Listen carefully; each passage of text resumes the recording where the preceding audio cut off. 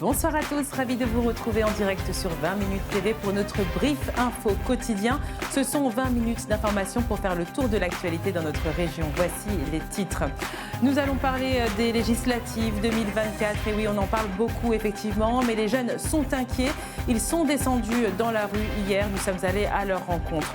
Nous parlerons du don du sang. Et oui, le mois de juin est passé, le mois de la mobilisation est passé. Et pourtant, l'agence de sang attend toujours vos dons. Et oui, c'est vrai qu'avant les Jeux Olympiques 2024, il faut absolument se mobiliser. On parlera des 18 ans, du 50e anniversaire des 18 ans de la majorité. Effectivement, c'était sous Valéry Giscard d'Estaing, souvenez-vous, 1974. On entendra ensemble une nouvelle fois ce discours. Et puis finalement, on parlera du festival qui va avoir lieu dans le Val d'Oise, la première édition du festival Do You Remember. Si vous êtes amateur de R&B et de dance, eh bien là, vous allez pouvoir vous amuser dès demain. C'est parti, vous êtes dans le brief info.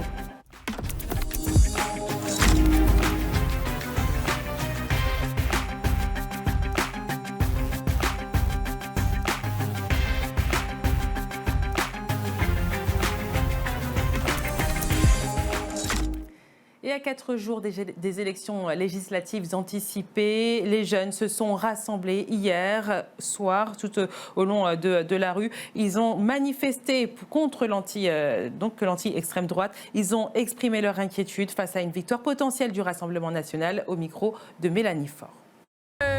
Là, l'objectif, c'est juste de faire barrage contre l'extrême droite. Donc en fait, il n'y a pas vraiment de parti politique là ce soir. C'est juste tout contre l'extrême droite pour que Bardella il passe pas. Et personnellement, pour moi, c'est ça. Parce que je sais qu'il y en a beaucoup qui disent non mais on veut pas Mélenchon, etc. Moi je pense qu'aujourd'hui il faut plus penser vraiment aux personnes, il faut penser au programme. Le programme de l'extrême droite il va pas, il est inégal, il est raciste.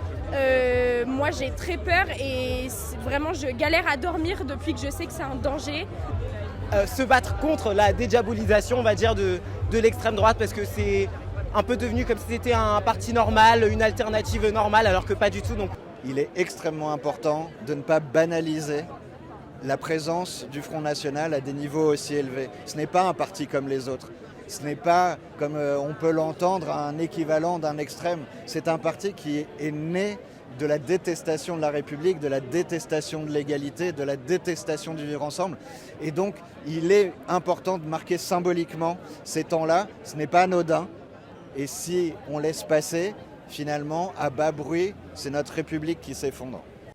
Pendant ce temps, à Meudon, dans les Hauts-de-Seine, l'équipe de Prisca Thévenot se faisait sauvagement agresser par une bande d'individus. Il était aux alentours de 20h lorsque le groupe de militants Renaissance, qui procédait à du collage d'affiches, a été pris à partie par 4 individus qui les ont frappés à coups de trottinette avant de prendre la fuite. La suppléante de Prisca Thévenot, Virginie Lanlot, et un autre militant ont été transportés à l'hôpital Percy à Clamart. 4 individus ont été interpellés dans cette affaire. Une enquête est ouverte. Et si les tensions sont si palpables et que le ton monte entre les partis, c'est simplement parce que le second tour de ces élections législatives anticipées s'annonce très tendu et très serré dans plusieurs circonscriptions de la région.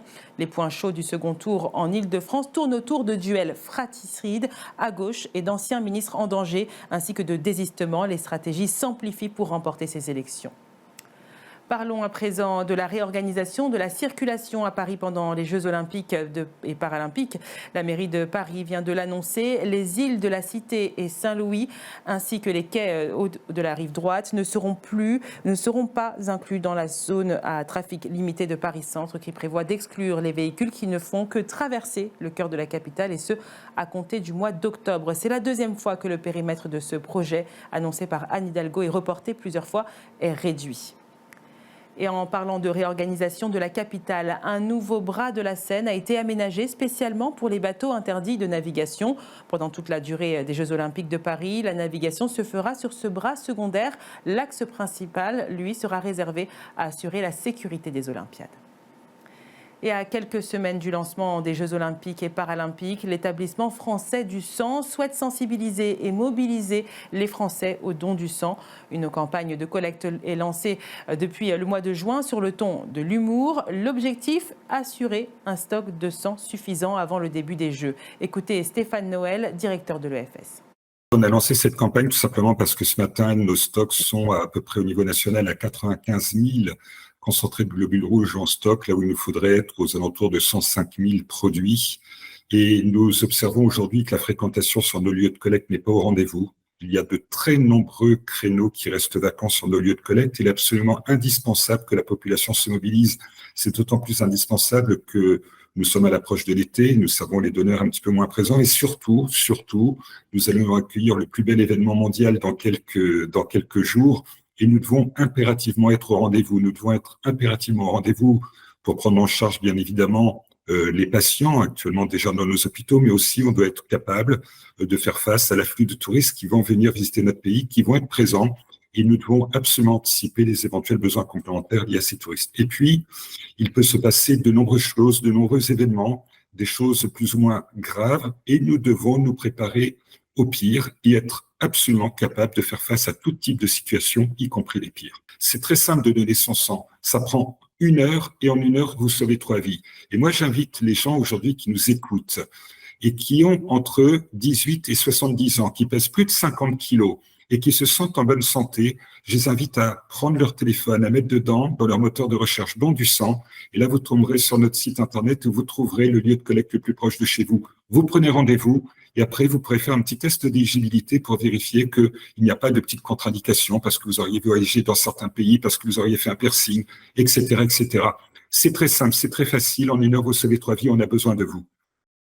Côté football, à l'occasion de la saison 2024-2025, les équipes masculines et féminines du Paris Saint-Germain porteront un maillot inspiré de la Tour Eiffel. 2 mois après avoir révélé le maillot qui sera revêtu au Parc des Princes, le PSG a levé le voile mardi sur les tenues portées à l'extérieur que voici, je le disais, largement inspirées de la Dame de Fer. Et puis nous avons rencontré Simon Erlacher. Après un long passage à vide, l'acteur fait son grand retour devant la caméra de Ruben Alves pour Escort Boy. Il s'est livré à Mélanie Faure au Festival de la télévision de Monte-Carlo. Écoutez. Escort Boys, c'est 4 gars qui vont vendre leur corps pour sauver un domaine. Par contre, faut qu'on assure, hein. On va pas se louper. Faut qu'on passe la vitesse supérieure. On est en train de parler de prostitution. On est toujours la pute de quelqu'un. Escort Boys, c'est 4 gars qui vont vendre leur corps pour sauver un domaine. Ouais, il faut changer. Tout est en train de changer en ce moment dans la société, donc il faut changer tout ça. J'ai adoré déjà l'histoire, j'ai adoré le contexte, la Camargue qui m'a rappelé un peu les films de Far West que je regardais gamin. La photo était bon, l'humain était bon, les habits étaient bons, tout était bien. Vous n'êtes pas souvent habillé quand même, hein? Ah, t'as retenu que ça. Je crois que la force de Ruben, ça a été de caster aussi des gens où finalement on s'est regardés tous à la fin de la série, on s'est dit putain, il est fort. On avait quand même des traits de caractère qui étaient assez similaires à nos persos. Et ça, chapeau Ruben. C'est un luxe. Et toi, t'arrives, t'es tout petit et tu prends, tu partages. C'était vraiment un énorme plaisir. Je l'ai même pas vu sur le tournage, on s'est croisés, on s'est vu après sur les festivals. Comment on se renseigne, c'était plus toute la sensibilité du perso qui était importante que le fait de faire des prestations sexuelles, parce que lui, c'est pas son métier. Lui, son métier, c'est de se démerder, de raccorder tous les bouts, toutes les merdes qu'il y a dans sa vie. Les clés, non, parce que chaque femme est différente. Je pense qu'il faut juste être soi-même. Ça, je crois que c'est le plus important. C'est peut-être la seule clé. La morale Escort Boy, c'est que les relations humaines sont bien plus compliquées qu'on le pense. L'amitié, c'est un vecteur qui est très puissant. L'amour aussi. Et en fait, c'est ce que ces 2 vecteurs régissent en fait toute notre vie, quoi. Que le reste, c'est superflu. Moi aussi, je voudrais lever mon verre à Melville, mon neveu. Moi aussi, j'ai un truc à vous dire.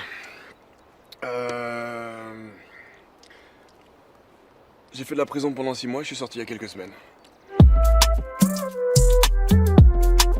Ouais, ça bouge, hein. J'ai commencé assez jeune avec une série jeunesse qui s'appelait Cœur Océan. Après, j'ai fait pas mal de télé et puis je me suis arrêté parce que ça correspondait plus à ce que je voulais faire. Et puis je suis revenu, la vie m'a fait remettre les pieds dedans et puis là, je suis dans le tourbillon, ça fonctionne, il y a des projets qui arrivent, j'ai une super agent, ça roule pour le moment. Jeune, je te dis Team Paris. Maintenant, avec l'âge, peut-être Team Province. Je trouve que Paris devient, alors je ne sais pas encore une fois si c'est l'âge, mais devient de plus en plus dur au niveau humain. Le climat n'arrange pas les choses et que chacun est un petit peu dans sa bulle et c'est plus compliqué. On a besoin de se connecter à d'autres choses pour se ressourcer et se recentrer. Et aujourd'hui marque les 50 ans de la majorité à 18 ans en France. Revoyons ensemble le discours de Valéry Giscard d'Estaing. C'était en 1974.